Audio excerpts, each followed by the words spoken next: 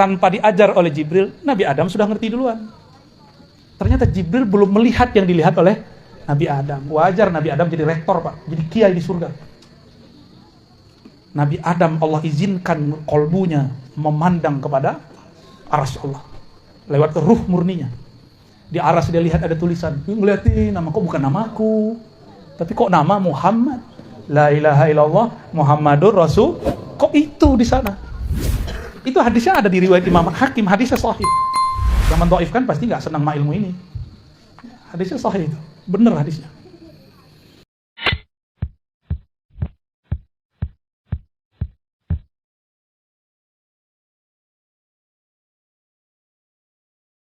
Jadi zikrullah, ini ada 3 yang mau saya sebutkan. Zikrullah, qutul qulub. Itu udah tadi ya. Zikir Allah, mengingat Allah itu makanan kalbu. Bapak Ibu nggak makan seharian, lemas nggak? Itulah nasib orang nggak zikir seharian. Udah dikasih talqin sama Pak Kiai Haji Maman, nggak dipakai. Mau antum kiai 1000 kali kiai nggak ngaruh. Oh saya bisa baca kitab, nggak masalah. Nabi nggak perlu baca kitab begituan. Kitab kuning kan baru kemarin sore ada. Nabi memang baca kitab kuning? Enggak, Nabi nggak perlu kitab kuning, di dalam dirinya semua kitab ada. Maka An-Nabil Ummi, bukan Nabi tidak bisa baca tulis. An-Nabil Ummi, Nabi induk semua kitab. Ummul kitab, itu artinya. Allahumma sholli ala sayyidina Muhammad. An-Nabil Ummi, Nabi yang Al-Ummi. Al-Ummi, itu bukan ya nisbah. Bukan Nabi yang nggak bisa baca tulis. Nabi yang di dalam dirinya ada induk semua ilmu pengetahuan. Itu An-Nabiyul Ummi. Salah satu pengetahuan kitab di dalam qalbu Nabi adalah risalah la ilaha. Ketika beliau mengatakan afdalu dzikri la ilallah, itu adalah ikhtisar dari isi kitab di qalbunya. Itu baru satu kitab, Pak, zikir risalah la ilaha. Jadi di qalbu Nabi itu ada semua risalah rahasia-rahasia. Tapi umur beliau pendek. Yang penting Mekah sudah ditaklukkan, syariah sudah mapan, maka orang tidak akan mengkultuskan orang yang di kolbunya ada risalah kita. Sayyidina Isa, beliau menampilkan isi kitab kolbunya sebelum syariat Bani Israel waktu itu mapan. Akhirnya mereka menyembah Nabi Isa. Salah satu isi risalahnya apa? Rahasia, nama Allah Hayyun dan Hayat, Muhyi. Ada orang udah mati, dipegang dadanya oleh beliau, hidup. Itu Pak. Orang ngira ini Tuhan, ini bukan manusia ini. Nabi Muhammad kan sering melakukan itu, cuma nggak dieksplor di banyak riwayat. Saya pegang, Pak, beberapa riwayatnya. Nabi menghidupkan orang mati, ada riwayatnya. Tapi didoifkan oleh ahli hadis yang nggak percaya. Mereka cari-carilah kesalahan hadis itu. Itulah rahasia kenapa syariat dimapankan di masa Rasulullah. Sedangkan rahasia-rahasia kolbu ini tidak berhenti, turun terus. Inilah makna al-ulama warasatul anbiya. Ulama mewarisi risalah-risalah kitab dari kolbu An-Nabi Al-Ummi. Langsung, Pak. Nggak lewat Google, nggak lewat kitab kuning. Kitab kuning itu dari sini, dari kolbu. Jangan dibalik. Ini kiai-kiai udah kehijab ini, santri-santri udah kehijab. Kok kolbu ngikutin kitab kuning? Salah itu. Kitab kuning pemahamannya harus ngikutin rahasia warisan kolbu Rasulullah SAW. Itu ya baru sahih warisan Rasulullah. Baru pewaris Rasul ente. Kalau enggak pewaris kitab bulukan itu namanya. Itu kan kitab komersial. Orang jualan supaya kaya. Udah kaya itu yang jualan kitab. Kita masih puji baku. Dan berapa banyak kitab yang salah cetak. Laknya hilang gawat sudah. Udah berapa banyak kitab salah cetak. Kalau nggak punya kolbu beres kita. Sesat menyesatkan udah. Saya udah banyak Pak ketemu. Tiap hari kan kita kerjaannya bolak-balik kitab. Kita bingung, ini kitab ini kok masih dipertahankan di pesantren? Ya. Banyak. Kita ini kan fanatis ke kitab kuning. Kitabun Mubin nggak fanatis. Ya. Kitabun Mubin. Itulah umul kitab. Rahasianya ada di Al-Fatihah. Al-Fatihah terkumpul di dalam basmalah. Basmalah terkumpul dalam ba terkumpul dalam satu titik. Nah, kalau sudah di titik nggak usah keluar-keluar lagi, zikirnya di situ aja. Ya. Makanya kolbu itu belakangnya ba supaya langsung masuk ke sana. Di depannya qaf. Wah, itu rahasia-rahasia huruf tuh banyak ya. Saya nggak usah bahas rahasia huruf lama-lama ini. Jadi la ilaha illallah itu makanan kolbu paling mahal. cara menikmatinya macam-macam. Ada yang pedas, ada yang manis. Yang pedas Thariqat Qadiriyah, yang manis Thariqat Naqsyabandiyah, gitu. Kan ada yang nggak senang pedas-pedas, senangnya manis-manis. Kalau orang Banten nih senangnya pedas manis. Dapat zikirnya yang keras, dapat zikirnya yang manis. Alhamdulillah. Ada yang senangnya nge-rap musiknya, ada yang senangnya melankolis, ya, melo-melo musiknya yang syahdu-syahdu. Itu pilihan kita aja. Itu kan musik di dalam diri. Jadi zikir keras lembut itu adalah hentakan di kolbu. Nggak ngaruh orang di luar sana. Mau di luar sana orang bentak-bentak, kalau di kolbunya lembut tetap kolbu lembut dia. Ya. Ini contoh nih yang lagi sibuk megang handphone. Orang udah zikir keras-keras di sampingnya. Dia masih sibuk ya. Pasang status. Lagi ikut majelis zikir nih. Lah kok bisa orang ikut majelis zikir pasang status? Ya, canggih Pak zaman sekarang ya. Lumayan lah dapat berkah. Idza marartu biridil jannah tahu kalau kamu lewat di majelis-majelis di taman-taman surga, maka petiklah, icip-iciplah, coba-cobalah. Lumayan.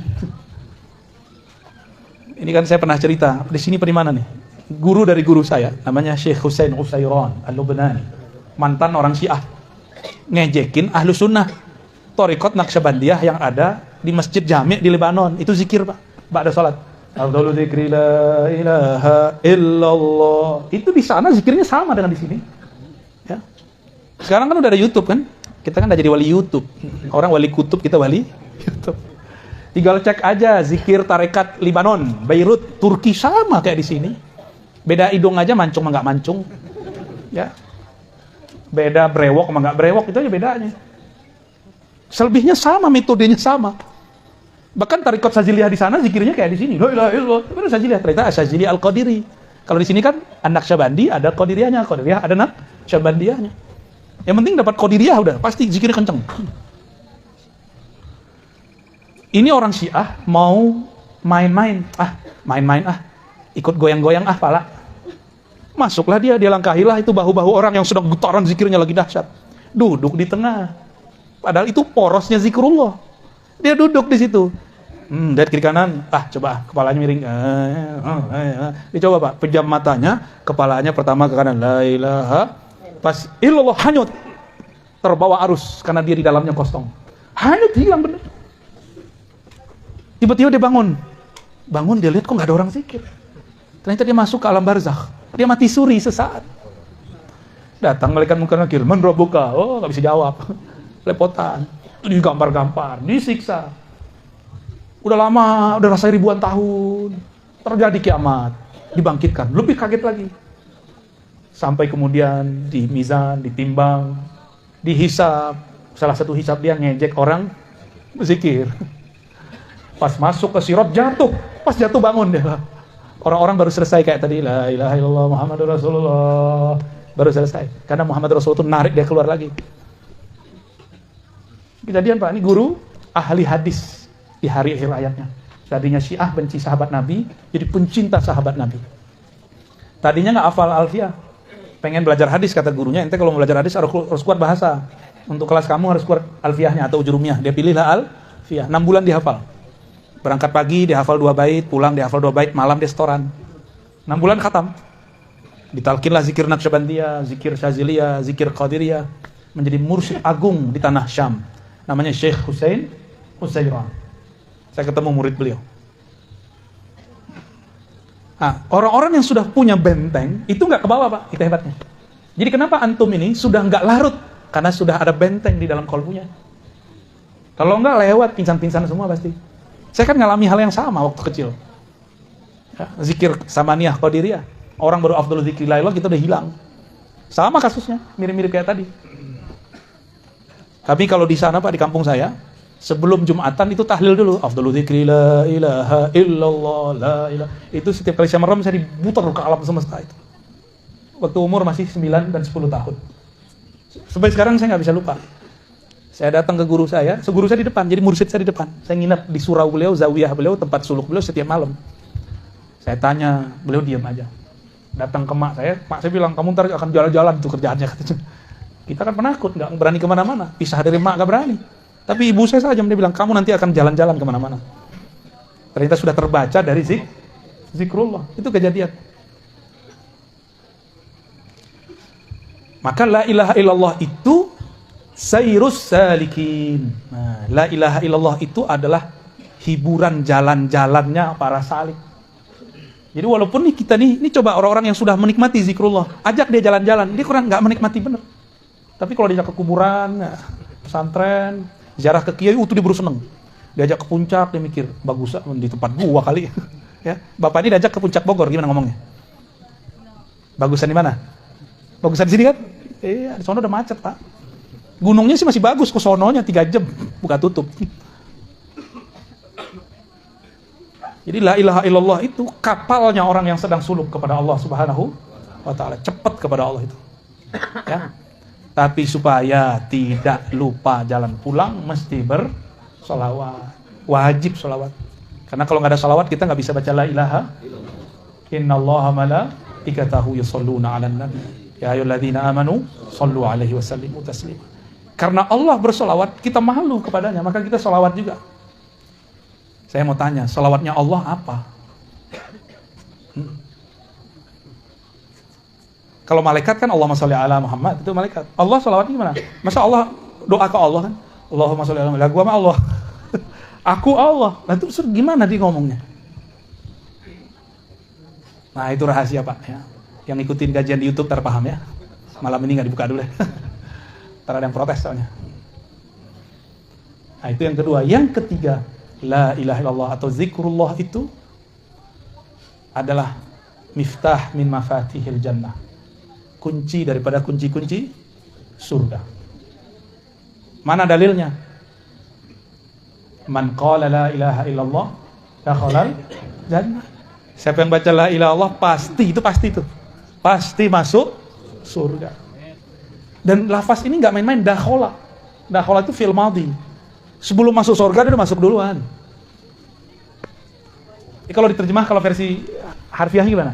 Man qala la ilaha illallah, siapa yang telah berkata la ilaha illallah, maka dia telah masuk surga. Jadi kita ini kalau zikrullah sebenarnya udah di surga, tapi karena pikiran ini masih menghijab, badan ini masih menghijab, tidak terasa kalau sudah masuk ke sana. Gitu. Ya. Di surga kawin-kawin doang? Enggak. Orang bosen Pak kawin di surga. Udah bosen.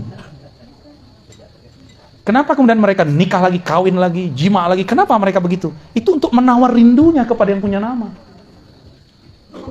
Nah, ini thariqat para arifin. Jadi aulia-aulia ini kenapa dulu kiai-kiai wali-wali itu banyak istrinya? Itu bukan untuk syahwat, Pak. Tapi kerinduannya kepada Allah nggak bisa diobati kecuali dengan menikah lagi. Ya, ini bukan pembenaran lah ya. Anda nggak percaya antum bisa begitu? Inilah dasarnya. Jadi bukan karena banyak orang mati di akhir zaman 1:50 kan ada hadis kan? Rajulun, satu laki-laki itu qaimun ala khamsina imra'ah. Itu nanggung menikahi 50 perempuan, satu laki-laki. Sekarang satu aja keok kan? Ya, mau nambah aja. Mata sih jelalatan. Ya. Urusan sarung sudah melorot. Ya? Takwa. Iya, mata kita mah sama, Pak. Mata saya, mata Bapak beda, yang beda kan sarungnya. Itu paham gak, Cong? Belum paham karena mau alam. Jadi kenapa di surga itu banyak kawin, Pak? Banyak pernikahan. Itu bukan karena syahwat. Jadi orang salah paham surga itu dikira tempat eksplorasi untuk menyalurkan syahwat. Itu penghinaan terhadap Allah. Ya, enggak. Tapi begitulah Allah apa istilahnya? Bersiloka. Bersendagurau dengan hambanya. Ada hamba-hamba yang kebawa sendaguraunya. Diceritakan di surah Waqi'ah, ya. Uruban atraba, inna ansha'nahunna insya'a, faja'alnahunna abkara, uruban atraba. Udah jorok aja otak mikirnya. Itu kalau diterjemahin apa, Pak? Kan lagi direvisi sama Kementerian Agama karena dianggap terjemahannya jorok. Ya biasa aja kali. Ya. Urban atroba itu, mohon maaf ya, kalau cowok atletis, kowi. Kalau cewek, hunna kan perempuan di situ. Gambaran kita mengenai lawan jenis yang bikin birahi apa? Itu urban atroba. Ya, bayanginnya sendiri ya. Nggak boleh saya sebut. Karena beda mazhab. Ada yang senangnya item-item, ya kan? Ada yang senangnya bening-bening. Ada yang senangnya sawo mateng. Ada yang sawo separuh mateng. Dari mana saya tahu makna ini, Pak? Kita buka kitab tafsir Zamakhsyari. Itu orang Mu'tazilah, Persia, bukan orang Arab. Ketika orang Arab mengatakan al-jamal nisful bayat, putih itu separuh cantik. Kata Zamakhsyari, enggak, justru sawo mateng itulah separuh cantik. Iya. Kalau kita kan seneng tuh sama muka-muka Arab ya, muka-muka kulit babi itu. Nggak ada pigmennya, Pak. Muka-muka orang Barat kan nggak ada pigmennya tuh, merah semua. Kalau putih tuh Cina, beda lagi. Kata temanku ini dia nakal juga nih ya. Kulit bengkoang kata. Kayak bengkoang dikupas deh, putih kata tetangga. Ada yang seneng begitu. Tapi orang-orang di Eropa senangnya gimana? Sawo mateng. Ya, serius. Kalau kita, jadi kita nggak usah berpikir ala mereka, kita mikir ala kita aja. Itu penafsiran, ya, beda kampung, beda selera. Tapi semua itu bukan untuk nafsu, bukan. Di sorga itu disebutkan nikmat berhubungan badan semikian rupa, bukanlah untuk badan itu sendiri, tapi untuk mengalihkan kerinduan. Karena seorang hamba hanya bertemu Allah pagi dan sore. Dari pagi ke sore sudah 500 tahun. Berapa tahun? Sehari di sorga berapa? Sehari semalam di sorga berapa tahun kita? 1000. Pagi sampai sore bagi 2 aja. Jadi Allah itu menampakkan, mengangkat tabir hijab. Sehingga hamba-hambanya melihat tergantung pemakrifatan dia waktu di bumi. Nanti mereka memandang Allah tuh. Lalu langsung sujud ketika Allah membuka tabir. Itu yang disebut memandang, bukan ngomong begini, bukan ya. Lalu Allah tutup lagi ketika waktu duha sudah datang. Jadi syuruk ke duha, kira-kira begitu di sana. Dan mereka lupa dengan semua nikmat jima, lupa nikmat khamar, lupa nikmat madu, lupa semua. Ketika Allah sumber semua kenikmatan melihatkan dirinya, memperlihatkan tajallinya, lupa semua. Lalu Allah tutup tabir, mulailah mereka rindu, ditunggu sehari, 2 hari, 3 hari, hitungan bumi di sana belum sehari 2 hari, dihitung sampai sore, 500 tahun. Selama itulah mereka doyan menikah. Wali-wali Allah di bumi, kalau mereka nikah banyak, itu babnya, bukan karena syahwat dia. Jadi jangan suuzon sama kiai yang banyak istri. Tapi kalau samping saya kayaknya banyak minal muwahhidin ya. Orang-orang ahli tauhid. Oh kayaknya ada tuh 1 2 tuh. Ente Masna ya. Kopiahnya kenapa disunat, Tat? Waktu pertama kita datang sini kan kopiahnya langsung ke aras. Masya Allah. Gitu-gitu 2. Antum berapa? Jomblo. Bagi-bagi lah, tuh jomblo tuh sampai antum tuh. Ya, hijabnya fa in khiftum. Nah, khiftum hijabnya.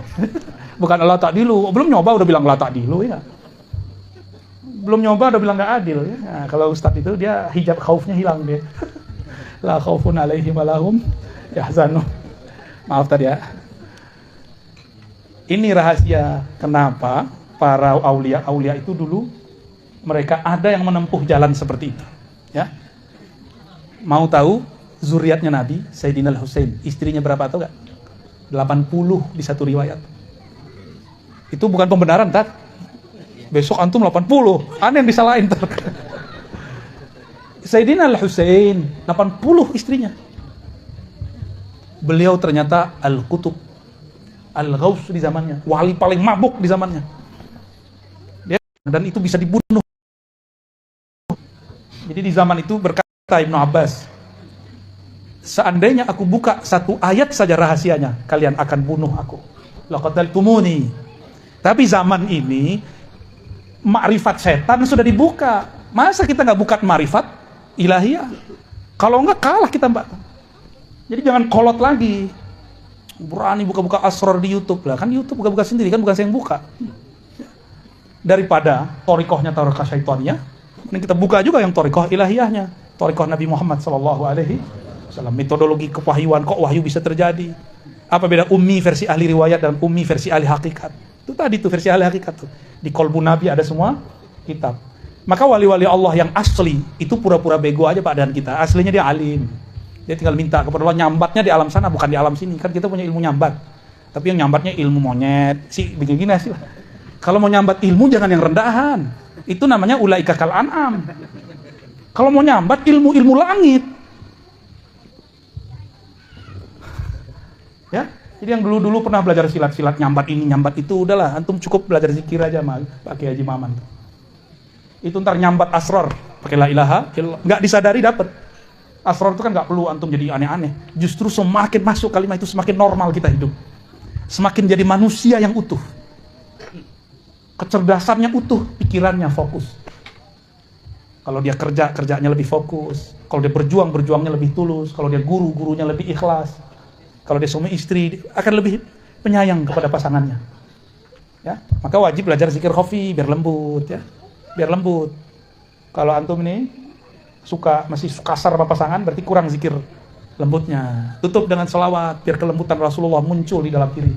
Jangan zikir doang. Nah, ini kenapa nih banyak yang mengeluhkan, suami saya, istri saya habis zikir kok kaku. Karena dia zikir tapi zikirnya tidak dipati dengan selawat. Tahu pati? Tidak ditutup dengan selawat. Selawat itulah yang melembutkan segala-galanya. Kenapa iblis segaring itu ngomong? Kenapa iblis sekeras dan sekasar itu dan pendendam? Karena dia tidak berselawat kepada Rasulullah SAW. Gak pernah dia mau selawat. Yang dilihat Muhammad, yang dia lihat Muhammad bin Adam, keturunan Adam. Muhammad turun Adam ngapain selawat? Dia nggak ngelihat Muhammad itu Ahmad, Ahmad itu Ruhullah, dia nggak lihat. Karena memang iblis walaupun masuk surga dia cuma mukasyafah, tapi tidak sampai musyahadah. Mukasyafah artinya apa mukasyafah? Dia melihat alam malakut, tapi tidak sampai kepada musyahadah, memandang kepada penguasa alam malakut dan jabarut. Nabi Adam, karena dia solawat, Allah izinkan dia melihat di aras itu tulisannya apa. Iblis nggak lihat itu. Ya. Itulah yang jadi mahar sekarang mengalir di tubuh kita semua. Itu sebabnya kalau benar nih umat Rasulullah pasti rindu sama Rasul. Solawat pasti bergetar ini. Bulu romanya berdiri awal-awal solawat. Ya. Kalau benar nih air matanya bisa berlinang kalau sebut nama Rasulullah dalam solawat. Pasti. Karena Rasulullah SAW menghikayatkan ketika Sayyidina Adam hendak ingin memeluk Sayyidatuna Hawa, ditegur oleh Allah lewat Sayyidina Jibril, dam, mahar. Main pegang-pegang aja. Ya. Gak boleh. Kata Sayyidina Jibril. Ya, terus maharnya apa? Tanpa diajar oleh Jibril, Nabi Adam sudah ngerti duluan. Ternyata Jibril belum melihat yang dilihat oleh Nabi Adam. Wajar Nabi Adam jadi rektor, Pak, jadi kiai di surga. Nabi Adam Allah izinkan kolbunya memandang kepada aras Allah lewat ruh murninya. Di aras dia lihat ada tulisan, dia ngeliatin nama, kok bukan namaku, tapi kok nama Muhammad. La ilaha illallah Muhammadur Rasul. Kok itu di sana? Itu hadisnya ada di riwayat Imam Hakim, hadisnya sahih. Yang mendhaifkan pasti nggak senang sama ilmu ini. Hadisnya sahih itu, benar hadisnya.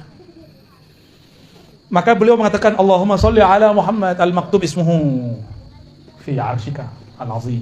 Kira-kira begitu kalau dibahasakan secara bebas. Ya Allah, kirimkan salamku, hormatku, takzimku kepada nama yang tertulis di arasmu, yaitu Muhammad. Oh, ternyata itu mahar paling tinggi di alam semesta. Tapi nanti Ustadz jangan pakai mahar itu kalau mau nikah lagi. Karena istrinya nggak ngelihat itu. Kalau istrinya ngelihat itu cukup itu.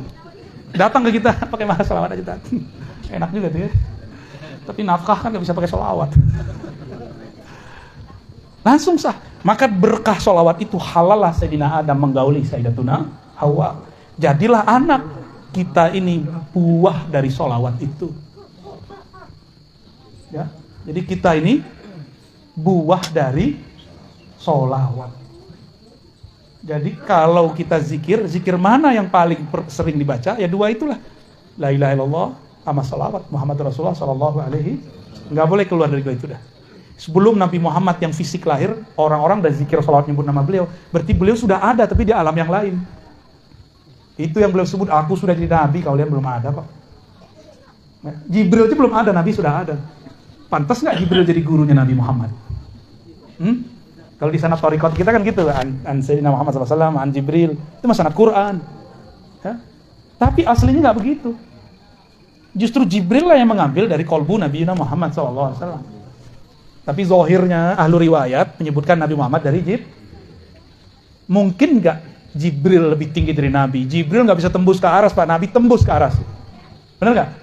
Ini kan bentar lagi bulan Mi'raj nih. Benar nggak? Nabi Muhammad diundang Allah ke atas aras tertingginya. Sedangkan malaikat Jibril nggak sanggup. Kalau dia naik kebakar dia, habis, hancur dia, nggak ada lagi jejak dari alam semesta. Nabi Muhammad bulunya nggak ada satupun yang rontok. Gak ada satupun yang rontok. Jibril yang sakti itu, kalau naik kebakar, habis dia. Mana yang lebih sakti? Maka satu rambut Rasulullah afdal min Sayyidina Jibril. Satu rambut Rasulullah lebih mulia dari Sayyidina Jibril. Bid'ah nggak ngaji begini? Ya, kayaknya bid'ah bener ini ngaji begini ya. Udah dulu lah. Udah jam berapa nih? 11 ya. Saya besok malam ini harus balik ke Jakarta.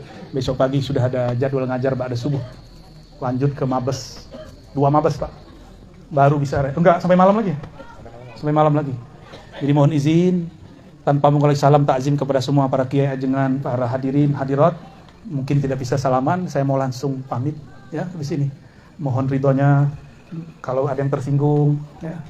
Mohon maafnya jika ada yang kurang berkenan ya. Kesimpulan kajian kita malam ini sederhana, afdalul dzikri la ilaha illallah, afdalus syukri wad du'ai alhamdulillah.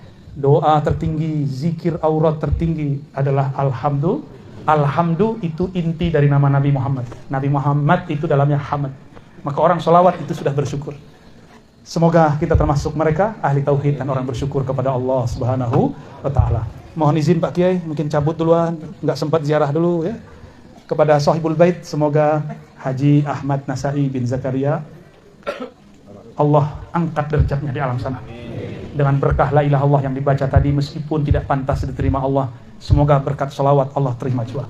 Semoga Sahibul Bait, keturunannya, muhibbinnya, pecintanya, kawan-kawannya, orang yang hadir juga diangkat ke derajat muwahhidin, muqarrabin. Amin ya rabbal alamin. Ilahi anta maqsudi wa ridhaka matlubi.